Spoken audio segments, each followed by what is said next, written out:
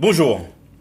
Le Figaro.fr vient de publier une tribune de l'avocat William Goldnadel sur le fait que L'Oréal supprime les mots blancs de ses produits, de ses cosmétiques.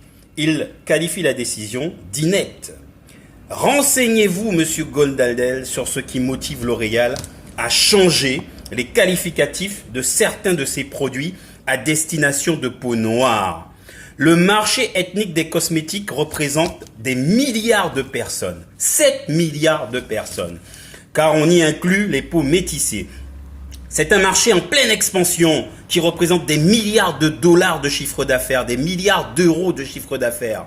En France, 60 millions d'euros de chiffre d'affaires. Les entreprises se battent pour s'accaparer le marché et doivent donc avoir une stratégie douce pour attirer le client. Une communication non stigmatisante et bien pensante. Tous les mots ont leur importance. Ces crèmes vendues par L'Oréal font l'apologie de la couleur blanche comme modèle de référence dans une société blanche qui veut que l'on soit belle ou beau en ayant la peau blanche. Et en proposant des crèmes comme L'Oréal White Perfect Purifiant et laiteux, éclaircissant, L'Oréal impose une idée de ce qu'est le canon de beauté. Ceci est discriminatoire et raciste. L'Oréal l'a bien compris. L'Oréal l'a tellement bien compris car si elle veut bannir les mots blanc, éclaircissant, clair, elle conserve les mots peau foncée ou métissée.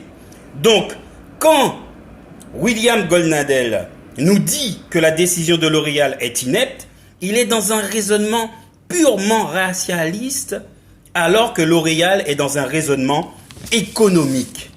Le marché n'est pas raciste. Il prend l'argent là où il le peut, quelle que soit la couleur de peau des clients. Donc, monsieur Goldnadel, ce n'est pas une ineptie. Ce n'est pas une ineptie, c'est juste un calcul économique, stratégique, marketing de L'Oréal pour conserver son leadership économique sur ce marché. D'autre part, on aurait préféré que L'Oréal supprime la commercialisation de ses produits car ce sont des produits dénaturants. Ce sont des produits qui dénaturent la peau, qui causent de graves séquelles à la peau noire car ce sont des produits qui attaquent directement la mélanine qui est une substance importante pour la peau. D'ailleurs, la mélanine, c'est une substance qui permet beaucoup de choses et qui permet même de protéger les neurones et de faciliter les connexions entre les neurones. Et nous pensons que L'Oréal aurait dû carrément supprimer la commercialisation de ces produits car ce sont des produits toxiques pour la peau noire. Donc, si L'Oréal enlève ces mots, blanc, blancheur, éclaircissant, c'est bien parce qu'elle a une raison économique pour capter ce marché qui, nous dit-on, est exponentiel et qui va doubler, tripler, quadrupler dans les prochaines années.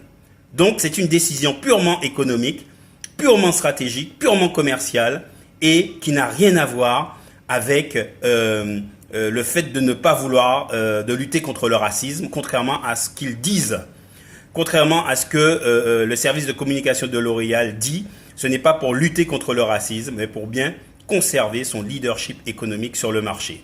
Voilà, monsieur Goldnadel, n'y voyez rien de racialiste, y voyez simplement une stratégie commerciale. D'autre part, vous auriez été bien conseillé si vous regardiez de près l'histoire de L'Oréal qui a été fondée par d'anciens nazis et qui a travaillé, qui a collaboré, L'Oréal dans sa fondation, qui a collaboré avec le régime nazi.